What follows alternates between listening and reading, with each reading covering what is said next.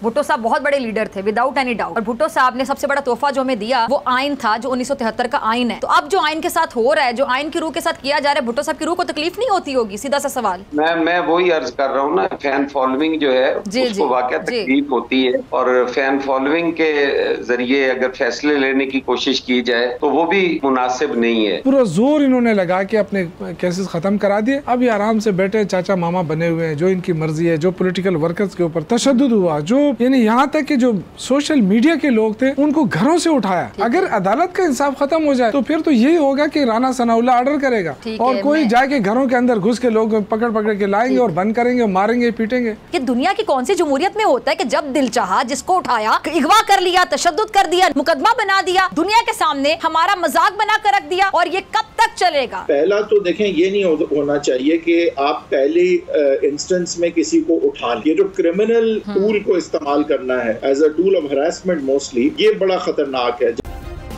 Subscribe करें और bell दबाएं ताकि कोई खबर रह न जाए।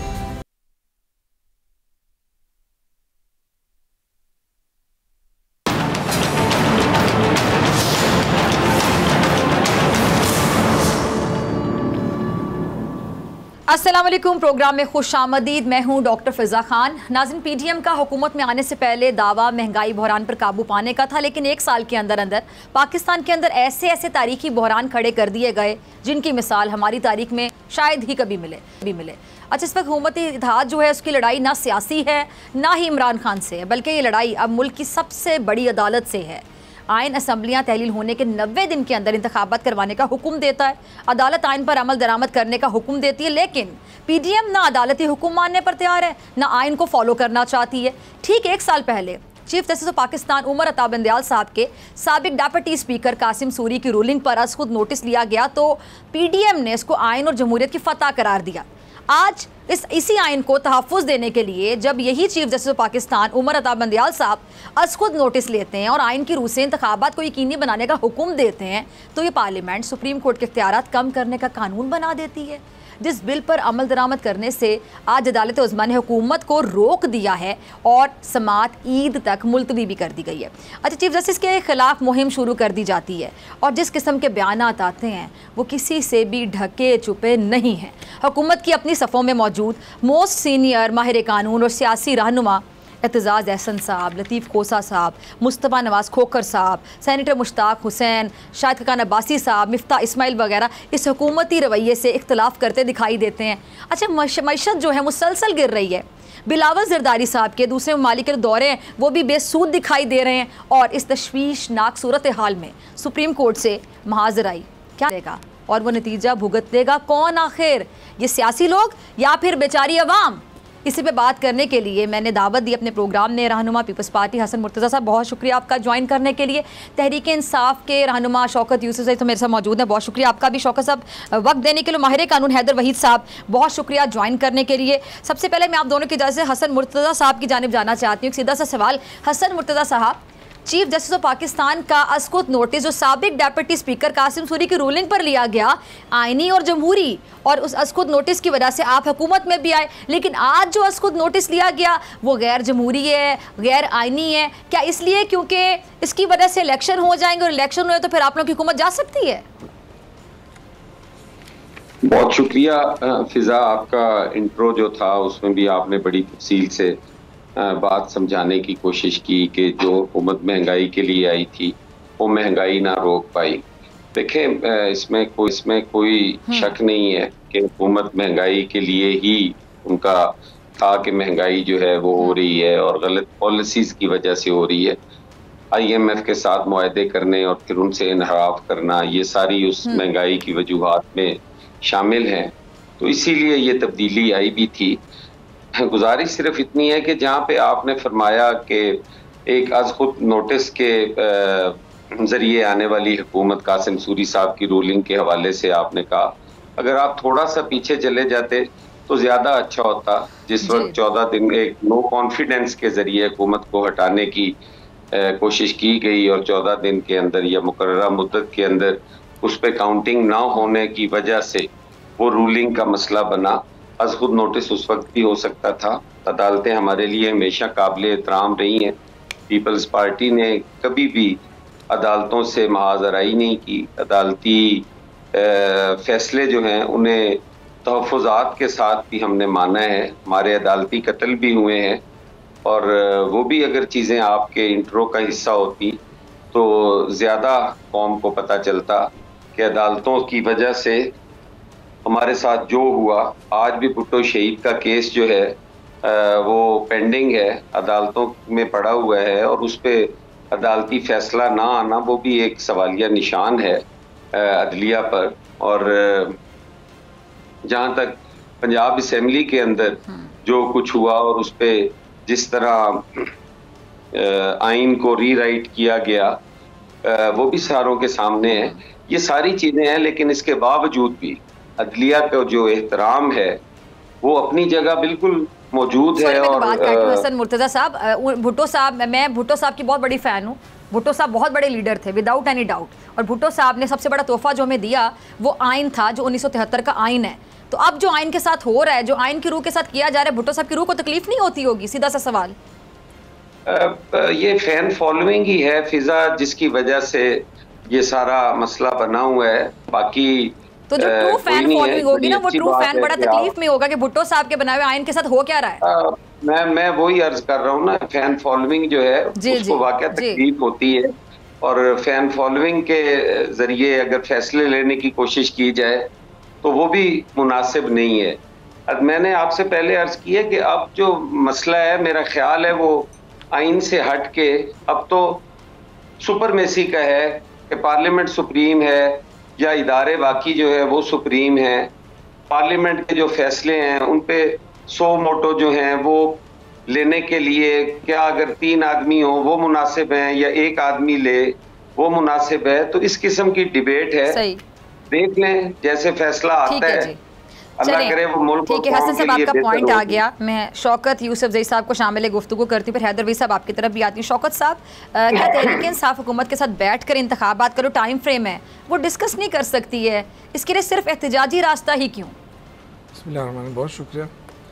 कि सबसे पहले तो मेरे ख्याल से खान साहब ने ऑफ़र दे दी थी और उसके भी काफ़ी दिन हो गए कि जी हम बिल्कुल अगर इलेक्शन के ऊपर मुज़ाकरात चाहते हैं। आप कहते हैं एक साथ इलेक्शन करा तो ठीक है, आके बैठ जाएं, बात करते हैं। लेकिन आप देखें कि उसका मजाक उड़ाएगा, जो गवर्नमेंट की तरफ से उसको संजीदा नहीं लिएगा। और उसकी वजह भी शायद ये थी कि अगर वो कहते हैं कि अगर हम बैठ जाएं और इलेक्शन पे बात आ जाए तो हम तो इलेक्शन चाहते ही नहीं है। ठीक है, उनका तो ये ख्याल था कि हम 1-2 साल के लिए एक्सटेंशन ले लें। ये तो अच्छा हुआ खान साहब ने असम्बलियाँ तोड़ दी और वो एक्सपोज हो गए, जो आईनी बहरान पैदा किया इन्होंने उससे भी एक्सपोज हो गए। तो अब ये कि इनके पास ऑप्शन नहीं है सिवाय इलेक्शन के, इलेक्शन ये कराने ही होंगे। लेकिन अब ये इधर उधर के रास्ते तलाश करें जितनी ये देर रह सकते हैं। इन्होंने देखें आके साथ 2 चीज़ें जो की, इन्होंने मईशत का बेड़ा गर्क किया, आवाम को महंगाई का तोहफा दिया। इन दोनों चीज़ों ने इनको इतना कमज़ोर कर दिया है कि ये किसी भी इलेक्शन में जाने से, देखें ना, हर पार्टी अलग अलग कहती थी कि जी तहरीक इंसाफ तो बस ख़त्म हो गए थे, एस्टेब्लिशमेंट की पार्टी थी, अब एस्टेब्लिशमेंट नहीं रही, पार्टी ख़त्म हो गई। इसके बावजूद सब के सब मिल के भी उसका मुकाबला नहीं कर पा रहे हैं। जबकि आप निगरान हुकूमतें कहाँ पर है? यहाँ पंजाब में निगरान है, वो जो बैठ के कहता है पीटीआई को हम ये करेंगे, पीटीआई ने ये किया है। सारा दिन जो वहाँ का इंफॉर्मेशन मिनिस्टर है केपी का, वो सारा दिन पीटीआई के खिलाफ प्रेस कॉन्फ्रेंस करता है। तो निगरान तो है ही नहीं, इनके अंपायर भी इनके अपने हैं, फिर भी ये भाग रहे हैं इलेक्शन से। तो मेरे ख्याल से अब तो देखें सिर्फ इलेक्शन नहीं है, अब तो देखें जो इनका एक वतीरा रहा था मुस्लिम लीग का, हमेशा आइन के साथ जो ये करते हैं, अदलिया के साथ जो करते हैं। आपने कहा ना कि पहले आप इसको सपोर्ट करते थे, पहले इन्होंने हुकूमत में आना था, सपोर्ट करें, अब हुकूमत से जाना है तो सपोर्ट नहीं कर रहे हैं। ठीक है, तो मुश्किल है और इनके लिए खुद भी सर्वाइवल भी मुश्किल। मैं आपको बताऊं, अगर इस वक्त जो टॉप क्लास के वकला हैं वो इस वक्त अदलिया के साथ खड़ी है, चीफ जस्टिस के साथ खड़े हैं, ठीक, और अगर चीफ जस्टिस साहब अपने इस पे फैसले पे अमल दरामद करा लेते हैं तो ये पाकिस्तान की तारीख लिखी जाएगी। क्योंकि तहफ़्फ़ुज़ तो आइन का अदलिया नहीं करना है, हमारे पास क्या, हम तो एहतजाज कर सकते हैं। हमने ऑफ़र दी थी बैठ के बात करें, वो कहते हैं जी बात करें, लेकिन वो प्राइम मिनिस्टर से आके बात करें। अब जो इस वक्त गेम हो रहा है वो गेम ये है कि थोड़े दिन बाद आप देखेंगे कि अगर इलेक्शन की तरफ जाना हुआ, पीपल्स पार्टी वहाँ जाके, हम तो हुकूमत का हिस्सा ही नहीं थे, हमें तो वैसे ही मुफ्त में वजारतें मिली थी। मौलाना फजलुर रहमान अभी से तैयारी कर रहा है, वो भी भागने के चक्कर में, लेकिन सिर्फ इनको पता चले कि इलेक्शन होगा, कोई भी PMLN इनके साथ चलने के लिए तैयार नहीं है। तो जो पंजाब में इनका सत्यानाश होगा ना, उसी से आप अंदाज़ा करें कि इंशाल्लाह आइंदा ये जब भी इलेक्शन कराएं इमरान खान 2/3 से ज़्यादा अक्सरियत लेकर आएंगे। ये मेरा प्रेडिक्शन नहीं है। आप जाएं, नीचे जाएं, लोगों से पूछें। जो महंगाई इस वक्त आई है उसने तो लोगों का कबाड़ा कर दिया। वो बेचारे किसी को समझ नहीं आ रहा। पहली दफ़ा पाकिस्तान में मिडिल क्लास ख़त्म हो रहा है इनके गलत हरकत की वजह से, इनके गलत पॉलिसियों की वजह से। ठीक है जी। तो जब अदलिया कमज़ोर हो जाएगी तो ये चाहते हैं कि हम मिलकर पाकिस्तान के ऊपर जो मर्जी है वो करें। देखिए ये कभी हुआ है? आते के साथ ही इन्होंने अपने कर्जे ख़त्म कराए, ये अपने केसेस ख़त्म करा। जब पूरा जोर इन्होंने लगा के अपने केसेस ख़त्म करा दिए। अब ये आराम से बैठे चाचा मामा बने हुए हैं। जो इनकी मर्ज़ी है, जो पॉलिटिकल वर्कर्स के ऊपर तशद्दुद हुआ, जो यानी यहाँ तक कि जो सोशल मीडिया के लोग थे उनको घरों से उठाया। तो ये तो कभी हमने मार्शल देखो, मैंने 2 मार्शल देखे हैं, ज़ियाउल हक का मार्शल और मुशर्रफ का मार्शल। दोनों में मैं मतलब ये कि मैं बिल्कुल उस पर था, सहाफ़त में था। और मैं हैरत होती है कि उस ज़माने में इतना खौफ नहीं था जितना आज इन्होंने खौफ क्रिएट करने की कोशिश की। लेकिन मैं अल्लाह ताला का मशकूर हूँ और इमरान खान का मशकूर हूँ कि उन्होंने तहरीक इंसाफ को एक पार्टी बना दी है। ठीक है, उन्होंने टेस्ट करके दे दिया है कि ये मेरे वर्कर हैं। ठीक है। अब हुकूमत को समझ ही नहीं आ रही कि हम करें क्या करें, इमरान खान के साथ क्या करें। इन पे दहशतगर्दी के मुकदमात डाले, इनके लोगों को पकड़ा, वो कुछ उगलते ही नहीं है, वो कुछ बोलते ही नहीं है। तो इनका तो ये ख्याल था कि बहुत सारे लोग तैयार हो जाएंगे और इमरान खान के खिलाफ बोलेंगे और हम इनको वीडियो पे ला के दिखाएंगे कि ये इमरान खान है। अल्लाह के फजल से जितने वर्कर्स हैं वो आज भी खड़े हैं, डटे हुए हैं। जमान पार्क में आप जाए, इतने लोग, मरियम बीबी जो कहती है ना कि पूरा पाकिस्तान मेरे साथ है, ये पूरा जोर लगा, इतना जलसा नहीं कर सकती जितना रोज वहाँ लोग जमान पार्क में आके बैठते हैं। ठीक है, मैं आपकी तरफ आना चाहूँगी। आप शौकत यूसुफ साहब को भी सुन रहे थे, उससे पहले हसन मुर्तज़ा साहब को भी। तो हैदर भाई साहब, पीडीएम का मुकाबला इमरान खान से, चलें ये तो चीज़ समझ आती है सूरत हाल, लेकिन अभी जो सूरत हाल बनी हुई पार्लियामेंट व मुकाबला सुप्रीम कोर्ट, ये सूरत हाल किस तरफ जा रही है? मतलब ये आगे जाके कितनी परेशान कुन हो सकती है? इसमें फ़ायदा किसका होगा, नुकसान किसका होगा, क्या देखते हैं आप?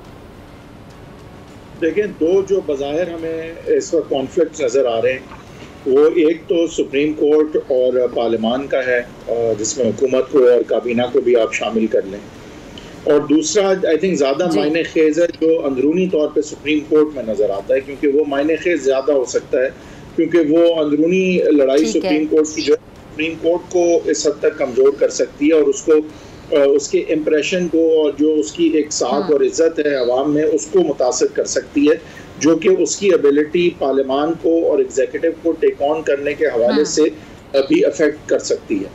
तो उसको हमें बहुत वॉच करना होगा। और जो असल पॉलिटिकल कॉन्फ्लिक्ट था उसकी अब कोई बात नहीं कर रहा, वो ये था कि पीटीआई जो है वो इलेक्शंस चाहती है, उसके लिए उन्होंने कर दी असम्बलियाँ डिसॉल्व। आइन कहता है कि 90 दिन के अंदर इलेक्शन हो। वो इलेक्शन जो है वो अवाम पंजाब की, KPK की, उनका एक्चुअली हक है। ना इमरान खान और नवाज शरीफ की बात है, ना जस्टिस फाइजी साहब और जस्टिस बंदयाल की बात है, ना शहबाज शरीफ साहब की बात है, ना राजा रियाज साहब की बात है।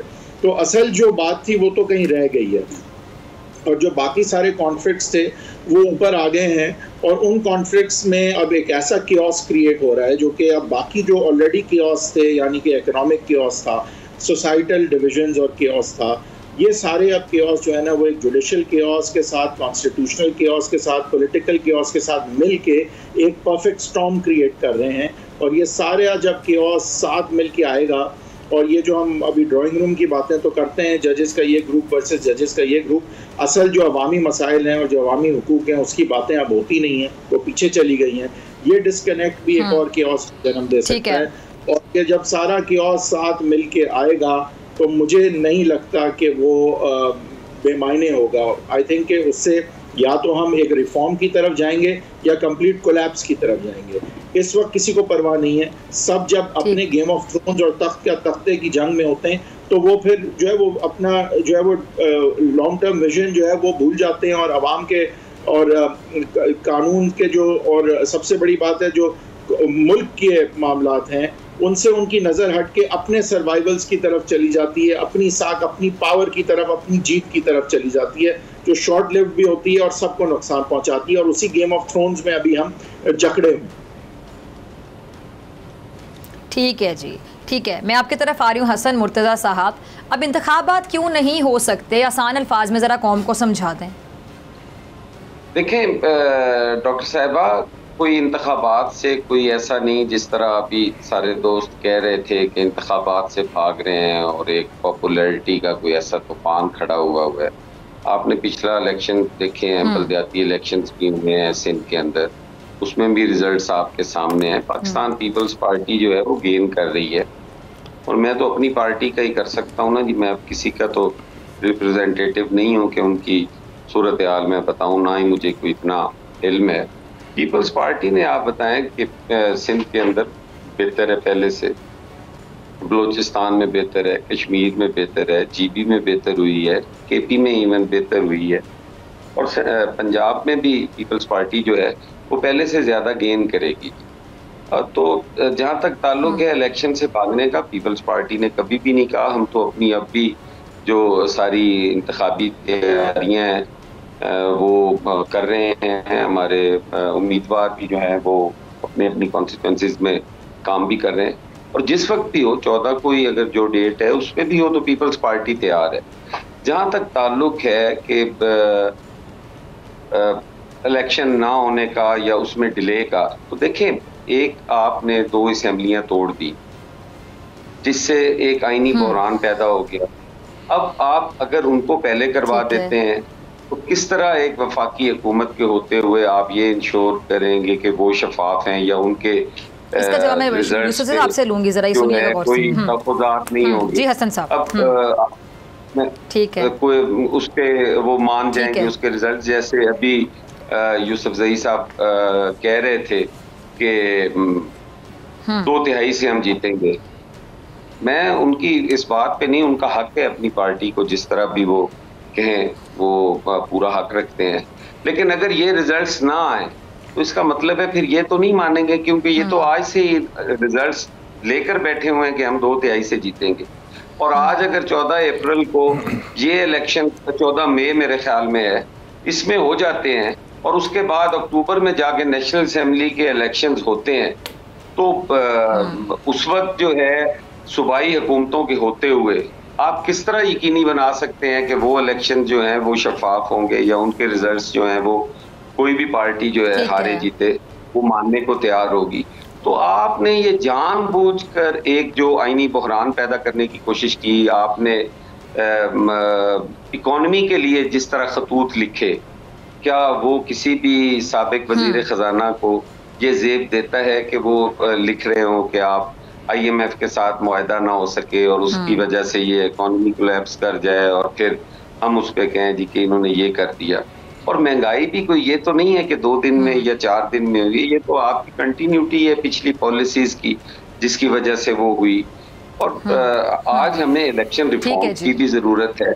आज इन हालात में हमें ग्रैंड डायलॉग्स की तरफ जाना चाहिए, सबको मिलकर बैठना चाहिए। जब 4 साल हम सारे ये अर्ज करते रहे हुकूमत से कि हमें बैठना चाहिए, इकोनॉमी को बेहतर करने के लिए हमें बैठना चाहिए, बात करनी चाहिए, और उस वक्त क्या होता था, मैं नहीं बैठूंगा, मैं चोरों के साथ नहीं बैठूंगा। आज कैसे कह रहे हैं कि चोरों के साथ बैठ जाऊंगा? आज भी तो वही लोग हैं। तो ये अपने जो सियासी मकासद या अज़ाइम हैं उनको पूरा करने के लिए ये सारी चीज़ें हो रही हैं। मैं कहता हूँ ये हमारे मुल्की मफाद में नहीं है। हमारा इदारों का आपस में टकराव, जैसे अभी आपने कहा कि लड़ाई और कोई नहीं है, पार्लियामेंट की और सुप्रीम कोर्ट की लड़ाई है। हम क्यों इदारों को आमने सामने ला के खड़ा करके सियासत करते हैं? हमें चाहिए सारे इदारे अपनी अपनी डोमेन में रहते हुए अपना अपना किरदार अदा करें। ठीक है, इस पे मैं कमेंट लूंगी। ठीक है जी, शौकत यूसुफ जई साहब आपसे इसका जवाब लूंगी और हैदर वहीद साहब आपकी तरफ भी आऊंगी। मुझे ब्रेक के बाद मुलाकात होगी।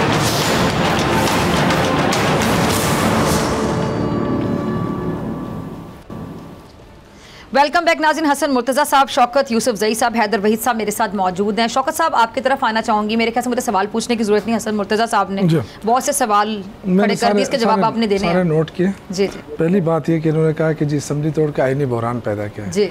ये जो 1973 का आइन जिसका ये क्रेडिट ले रहे हैं, ये उसी में लिखा है कि जब असेंबली टूटती है तो 90 डेज में इलेक्शन होते हैं। अगर ये 90 डेज में इलेक्शन करा देते और उसका वो कर देते तो आज कोई बहरान ना होता। और ये पहले से कह देना कि जी हम वो इसलिए नहीं कर रहे हैं कि जब वो हो जाएगा तो फिर ये मानेंगे नहीं। ये गारंटी तो आप बाद में भी नहीं दे सकते हैं। क्या बाद में आपके पास गारंटी है? जिस तरह अब ये कह रहे हैं कि जी अभी इलेक्शन नहीं हो सकते, अभी हालात ख़राब है। पहली हुकूमत है जो खुद कह रही है कि जी अमन अमान भी ख़राब है और मईशत भी ख़राब है, जिसकी वजह से जो लोगों ने इन्वेस्टमेंट की थी वो भी निकाल के बाहर भाग रहे हैं, जिनके पास थोड़ा बहुत डॉलर थे वो भी बाहर चले गए इनकी नालायकी की वजह से। ये कहते हैं जी ये तो पॉलिटिकल स्कोरिंग कर रहे हैं, तो क्या ये और जिनको नौकरी नहीं मिल रही थी, पढ़े लिखे जो डॉक्टर्स इंजीनियर्स वो भी बाहर जा रहे हैं, सारे जा रहे हैं, तो क्या ये मुल्क की मफाद में बैठे हैं? सारा जो टोला इकट्ठा हुआ है हमें कहते हैं कि ये मुल्क की मफाद में नहीं है, तो क्या ये खुद मुल्क की मफाद में बैठे हैं? पहली दफ़ा आप देखें कि सुप्रीम कोर्ट का फैसला, ठीक है, वो पार्लियामेंट के अंदर एक, और वो भी आधी पार्लियामेंट, इनकम्प्लीट पार्लियामेंट में करारदाद पेश होती है, कहते जी वो करारदाद से मुस्तरद कर दिया। ये तो कल ये तो एक नई बहस छिड़ जाएगी कि शहबाज शरीफ के खिलाफ या किसी के खिलाफ भी केस आ जाए, पार्लियामेंट में जाके करारदाद पेश कर ले, बस बात ख़त्म अदलिया का। तो इस तरह नहीं होता, ये मजाक ना बनाए अदलिया से, ये बिल्कुल मजाक बनाया। दूसरी बात यह कि निगरान हुकूमत जो बनी है जिसके 90 डेज़ के लिए है, उसके बाद क्या होगा? आप किसी भी वकील को बुला लें, वो कोई एक चीज़ कहेगा कोई दूसरी, लेकिन सारे इस बात पर मुत्तफिक है कि इसका कोई आइन में नहीं है कि 90 डेज़ के बाद क्या होगा। तो ये क्यों इन्होंने बहरान का शिकार कर दिया इस मुल्क को, जो ऑलरेडी मईशत के भी बुरा हाल किया इन्होंने, महंगाई की वजह से भी लोग मायूस हैं, इतनी बड़ी मायूसी के अंदर ये आइन के साथ खेल रहे हैं। मतलब तो, उनको यकीन नहीं कि हम इलेक्शन में जीत सकते हैं। और तो कुछ भी नहीं। आप मुझे बताएं, ये जो बहाना बनाते हैं कि अमन अमान ख़राब है, क्या 2013 से पहले 2008 में अमन अमान की सूरत हाल कितनी, 2002 में कितनी ख़राब थी? फिर 9 में तो पूरे के पूरे लोग शिफ्ट हो गए थे, उस वक्त इलेक्शन हुए, तुर्की में इतना बड़ा जलजला आया, इलेक्शन पोस्टपोन नहीं हुआ। दूसरा कहते हैं जी हमारे पास पैसे नहीं है, 20 अरब रुपए नहीं है, और जबकि ये कहते हैं 1 लाख लैपटॉप हम फ्री देंगे। तो भाई 1 लाख लैपटॉप के लिए आपके पास पैसे हैं, बाकी सारी स्कीमों के लिए पैसे हैं, 40-40 अरब है, जो सबसे बड़ी स्कीम है इलेक्शन, उसके लिए पैसे नहीं है। तो ये सिर्फ खौफ है इनके अंदर, और इस खौफ की वजह से आज इन्होंने अदलिया के खिलाफ जो ये कानून बना रहे हैं, कभी क्या कर रहे हैं कि किसी तरीके से चीफ जस्टिस और उनके इख्तियारात को कम किया जाए। ठीक है, लेकिन ये बात मैं अगेन कहना चाह रहा हूँ कि इस वक्त तो हमें इस पर बहस नहीं करनी चाहिए, लेकिन जो वकील साहिबान, जो जजेस साहिबान इस इंतज़ार में कि कल हम चीफ जस्टिस बनेंगे, लेकिन हम इसके इख्तियारात कम कर दें, तो ये सोच ले कि कल उनके इख्तियारात भी इसी तरह कम ही होंगे, फिर वो आगे नहीं बढ़ सकेंगे, ना ये अदालतें किसी को रिलीफ दे सकेंगी। इस पाकिस्तान के अंदर जितनी पॉलिटिकल पोलराइजेशन होती है, लोगों के सिर्फ एतमाद ये होता है कि जाके अदालत के सामने हम इंसाफ मांगे। अगर अदालत का इंसाफ ख़त्म हो जाए तो फिर तो यही होगा कि राना सनाउल्लाह ऑर्डर करेगा और कोई जाके घरों के अंदर घुस के लोग पकड़ के लाएंगे और बंद करेंगे, मारेंगे, पीटेंगे। ठीक है जी, आपका पॉइंट है कि हैदर वहीद साहब ये जो बात अभी कर रहे हैं शौकत यूसुफ साहब, इस पर भी ज़रा कमेंट कर दीजिएगा। और तमाम इदारे इस वक्त बाकी जो तकसीम का शिकार हो गए हैं, फिर बदहाल भी हैं, अदलिया को भी तकसीम करने की कोशिश की जा रही है, ऐसे में जो वकला हैं, जजेस हैं, उन पर क्या रिस्पॉन्सिबिलिटी आयद होती है?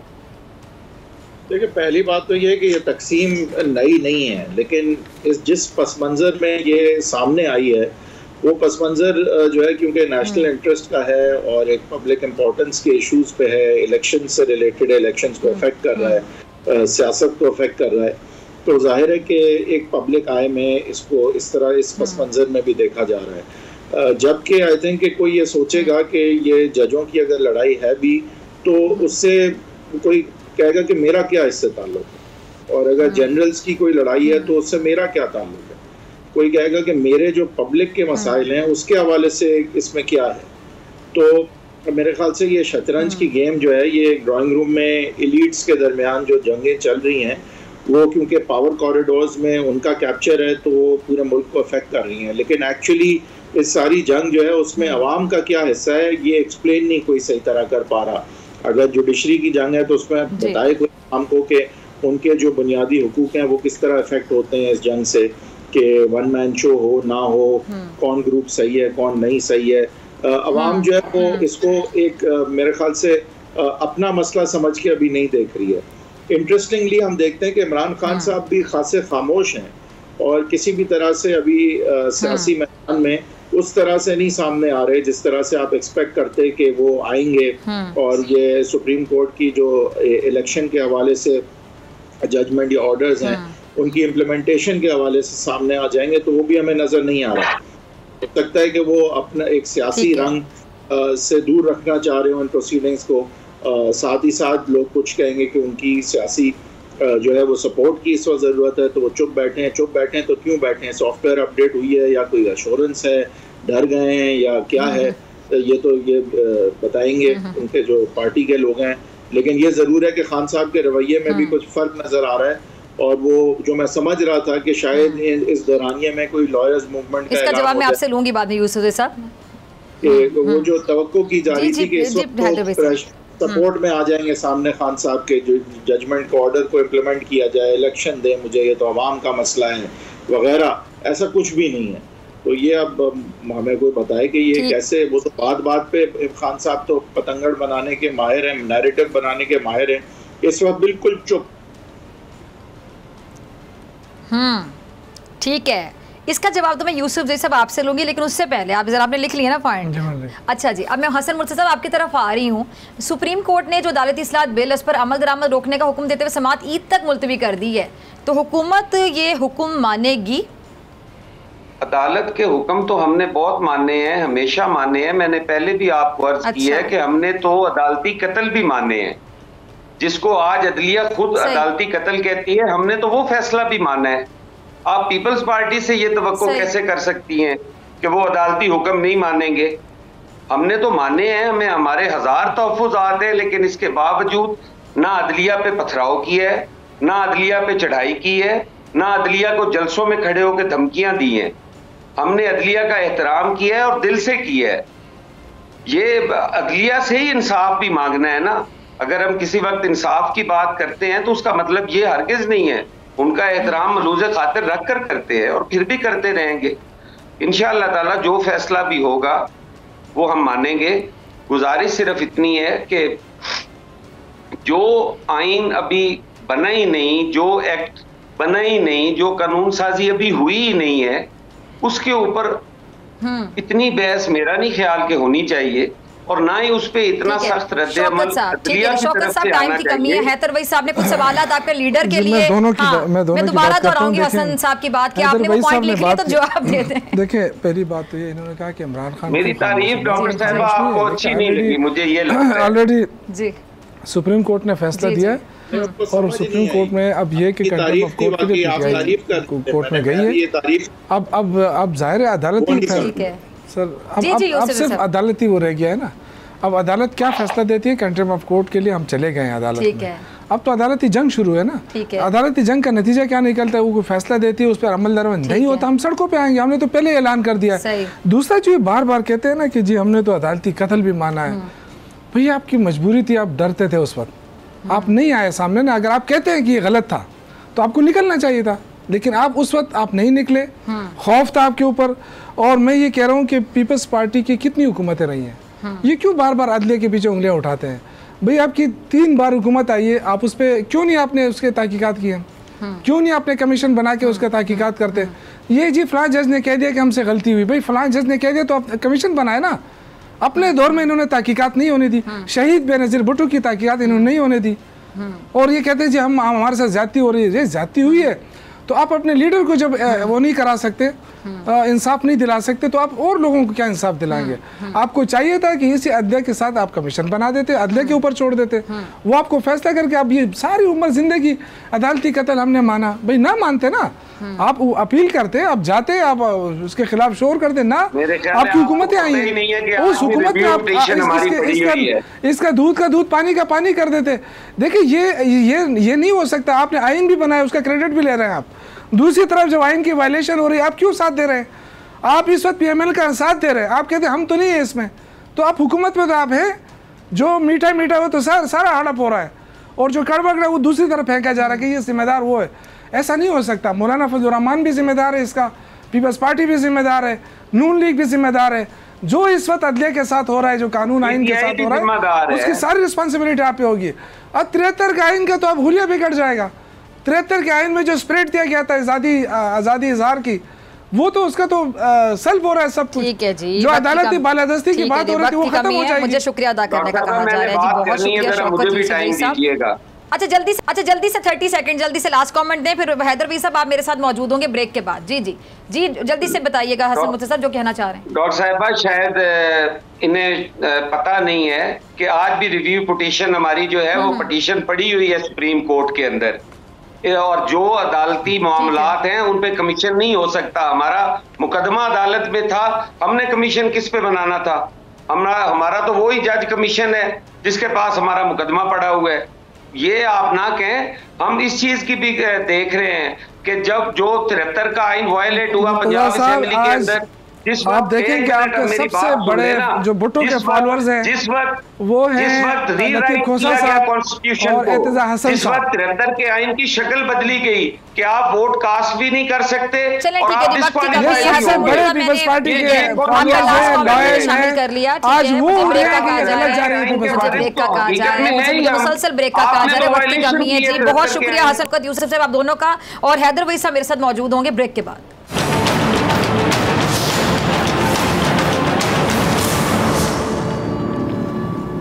वेलकम बैक नाजरीन। फेक न्यूज़ से मुतालिक बिल जब तहरीक इंसाफ हुकूमत ने पेश किया था तो मौजूदा हुकूमत जो उस वक्त अपोजिशन में थी पार्लियामेंट के सामने खैमे लगाकर एहतजाज करने के लिए तैयार हो गई थी। सहाफ़त और सहाफ़ियों के तकद्दुस के दर्स जो PDM है जब अपोजिशन में थी तो कैसे दिए जाते रहे, कौम गवाह है। लेकिन हुकूमत में आते ही अरशद शरीफ की शहादत से शुरू होने वाला जुल्म आज तक जारी है और इस जुल्म का सबसे ज़्यादा शिकार बोल बन रहा है। इमरान रियाज, सदीक जान, समी इब्राहिम, जमील फारूकी समेत कई सहाफ़ियों को उठाया गया, तशद्दुद किया गया, अगवा किया गया। को चेयरमैन बोल शुएब शेख साहब को झूठे इल्ज़ामात में गिरफ्तार किया गया और ये सिलसिला ताहाल जारी है। अब बोल न्यूज़ के मार्केटिंग हेड आकाश राम को उनके घर से अगवा कर लिया गया।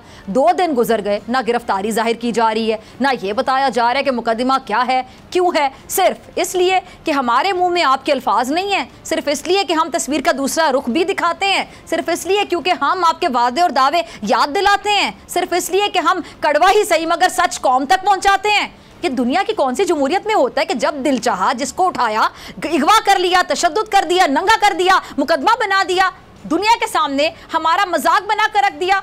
और ये कब तक चलेगा, इस पे बात करने के लिए हैदर वहीद साहब मेरे साथ मौजूद हैं। हैदर साहब, बोल के कुछ किया जा रहा है वो सबके सामने है, आप देख रहे हैं। अब ये आकाश राम साहब का एक और अगवा, ना कोई मुकदमा ना गिरफ्तारी जाहिर की जा रही है, किससे सवाल करें हैदर वहीद साहब? देखिए, आर्टिकल 19 जो फ्रीडम ऑफ स्पीच के हवाले से एक फंडामेंटल कॉन्स्टिट्यूशनल राइट है, वो एक खासा क्वालिफाइड राइट है। वैसे आप फ्रीडम ऑफ स्पीच करते हुए फाइटिंग वर्ड्स नहीं इस्तेमाल कर सकते, आप आर्म्ड फोर्सेस और जुडिशरी को मलाइन नहीं कर सकते, आप बहुत सारी चीज़ें कियोस नहीं इंसाइट कर सकते वगैरह वगैरह। किसी की रेपुटेशन लोअर नहीं कर सकते विदाउट अ डिफेंस। लेकिन बहरहाल एक ये कॉन्स्टिट्यूशनल राइट है। जब इस कॉन्स्टिट्यूशनल राइट की एक्सरसाइज हो रही हो, या ये जो एक्सेप्शंस हैं जो कि फंडामेंटल राइट्स पे कदगन लगाते हैं, फ्रीडम ऑफ स्पीच पे कदगन लगाते हैं, अगर तो लगे कि कोई इस पे इंक्रोच कर रहा है तो उसको रेगुलेट करने का तरीका भी जो है वो दर्ज है। पहला तो देखें, ये नहीं होना चाहिए कि आप पहले इंस्टेंस में किसी को उठा लें। ये जो क्रिमिनल टूल को इस्तेमाल करना है as a tool of harassment mostly, ये बड़ा ख़तरनाक है। जब अगर कोई सहाफ़ी या चैनल जो है वो फ्रीडम ऑफ स्पीच के हवाले से एक्सेप्शंस में आ जाता है, गलत कोई बात भी आपके नज़र में कर रहा हो, तो पहले रेगुलेटर को एक्शन में आना चाहिए, पैमरा को एक्शन में आना चाहिए और एक इंडिपेंडेंट रेगुलेटर के तौर पे आना चाहिए। पॉलिटिकल जो है वो किसी भी इन्फ्लुएंस के अलावा से हट के आना चाहिए। और उसके बाद फिर सिविल ज्यूरिसडिक्शन में भी जो है रेमेडीज होती हैं डेफेमेशन के हवाले से। क्रिमिनल जो है वो तो बिल्कुल लास्ट रिजॉर्ट की बात होती है, जब बिल्कुल ही कोई दानिस्ता तौर पे एजेंडा चला रहा हो और ऐसी बातें कर रहा हो जो कि वायलेंस इंसाइट कर रही हो या सोसाइटल केओस इंसाइट कर रही हो या म्यूटनी इंसाइट कर रही हो, तो उस सूरत में क्रिमिनल ज्यूरिसडिक्शन की तरफ जाया जा सकता है as a matter of completely last resort. क्योंकि ये मकसद नहीं है क्रिमिनलाइज करने का डेफेमेशन को, कि आप उसका जो है वो एक as a tool of harassment उसको इस्तेमाल करें। तो ये बहुत बड़ा ज़रूरी है कि हम इंक्रीमेंटली इन जो है लिमिटेशंस को अप्लाई करें जो आर्टिकल 19 में फ्रीडम ऑफ स्पीच पे कतगन है। अगर कोई उस पर अप्रोच भी हैदर भाई, ये समी इब्राहिम साहब ने आज आलमी मीडिया के सामने मामला उठाया है, अगर ये सिलसिला ना रुका तो हुकूमत को आलमी सतह पर कानूनी मुश्किलात का सामना करना पड़ सकता है। देखें, जाहिर है कि इंटरनेशनल लॉ कोई पाकिस्तान पे वैसे डायरेक्टली तो बाइंडिंग नहीं होता कि वहाँ से कोई हुक्म आ जाएगा और वो अदालती हुक्म होगा और उसको मानना पड़ेगा। लेकिन जाहिर है कि जो बाहर इदारे हैं, डोनर बॉडीज़ भी हैं, आपसे तावन करने वाले जो दोस्त ममालिक भी हैं, जो आपसे तजारत करते हैं वो ममालिक हैं, तो जाहिर है कि उनके भी कुछ प्री कंडीशंस होते हैं कि वो किससे डील कर रहे हैं, और ह्यूमन राइट्स के हवाले से खासकर वेस्ट में एक नज़र ज़रूर रहती है और होती है। तो उस हवाले से जो है ज़ाहिर है प्रेशर आ सकता है कि हम ऐसे मुल्क के साथ तजारत कर रहे हैं जहाँ ये सब कुछ जो है वो होने दिया जाता है वगैरह। लेकिन अगर अगेन मैं बात ये करूँगा कि ज़्यादा ज़रूरी ये है कि हम पाकिस्तान में रहते हुए भी इस आवाज़ को बुलंद करें कि अगर कोई कदगन है फ्रीडम ऑफ स्पीच पे और कोई इंक्रोच करता है, उन एक्सेप्शंस को में चला जाता है, क्रॉस करता है बाउंड्री, तो उसके हवाले से पहले पेमरा और फिर सिविल ज्यूरिसडिक्शन में इकदाम उठाए जाएं। और अगर सही तरीके से ये इकदाम उठाए जाएंगे तो वंस एंड फॉर ऑल ये बात ख़त्म होगी, ना कि इसको सियासी पस मंज़र में जब भी देखा जाएगा या सियासी रंग दिया जाएगा तो यूँ ये चीज़ ख़त्म भी नहीं होगी। तो अगर इदारे भी जिस तरह अगर चाहते हैं कि उनके हवाले से ऐसी बातें ना हो, तो कानून के ज़रिए अगर वो इस चीज़ को एड्रेस करेंगे तो once and for all courts के ज़रिए इस चीज़ को रोका जा सकेगा अगर तो कुछ गलत हो रहा है तो। और इस तरह से तो वन ऑफ होती हैं चीज़ें। अब ठीक है, वो किसी को भी उठा के ले जा सकता है और फिर वापस आ जाता है बंदा, उसकी सॉफ्टवेयर अपडेट हो जाती है। एक और चीज़, लेकिन कॉन्फिडेंस और रिस्पेक्ट उठा लिया जाता है, फिर वापस भी आ जाता है कानून के जरिए। आप मुझे एक चीज़ बताएं हैदर भाई साहब, ठीक है, लेकिन ये बताएं कि इस सब में हमारे आइन और जो कानून है उसका कितना मजाक बन रहा है, ये कौन सोचेगा? मैं वही कह रहा हूँ कि कानून और आइन और अदालतें अगर उनका सही यूटिलाइज उनको किया जाए तो फिर ये वंस एंड फॉर ऑल कुछ ऐसे जो है वो पैरामीटर्स और ऐसे जो आइन की तशरीह है उसके हवाले से ऐसे जुडिशल प्रोनाउंसमेंट्स आ सकते हैं कि जिससे फिर आसान हो जाएगा इंक्रोचमेंट्स को चेक करना और यूनिफॉर्म हो जाएगा, कंसिस्टेंट हो जाएगा, कांस्टेंट हो जाएगा और उसकी उस चीज़ की रिस्पेक्ट भी होगी। तो वो उसको सही तरह से जब आप चीज़ करें देर ठीक है हैदर भाई साहब, बहुत शुक्रिया आपके वक्त के लिए। इसी के साथ मुझे दीजिए इजाज़त। आपसे मुझे पीर के रोज़ सेम टाइम सेम चैनल अगर ज़िंदगी ने वफ़ा की, दुआओं में याद रखिएगा, अपना बहुत ख्याल रखिएगा। अल्लाह निगहबान।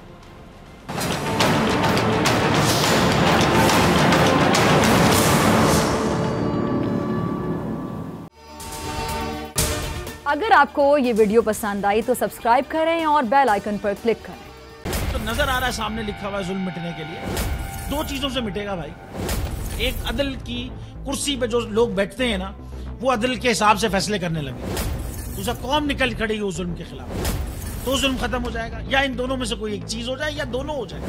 अगर 420 का मुकदमा था, उस वक्त अदलिया में जो लोग बैठे हुए केस देख रहे थे वो पूछते ना यार चीट हुआ कौन है,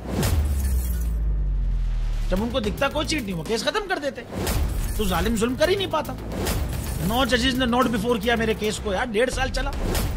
शख्सी जमानत का केस, सेम केस इस्लामाबाद में कर दिया। एक ही इल्जाम पे 2 केस हो नहीं सकते भाई। मतलब 60 दिन का वक्त होता है, 102 दिन के बाद मैं जीत गया, केस बरी हो गया, 102 दिन के बाद अपील फाइल की, एक्सेप्ट कर ली। नहीं करते ना एक्सेप्ट, खत्म हो जाता ना जुल्म यार। भरी अदालत में मुझे बरी कर दिया, फिर पता नहीं क्या हुआ 2.5 घंटे बाद का नोट बिफोर, मैं नहीं सुनता ये केस। खड़े रहते अपने फैसले, मिट जाता जुल्म। अल्लाह ताला ने बिठाया इस इन कुर्सियों पे इनको यार, ये अल्लाह ताला की तरफ से फैसले करने हैं। तो या तो ये फैसले आएंगे, जुल्म मिट जाएगा, या कौम खड़ी हो जाएगी जुल्म के खिलाफ।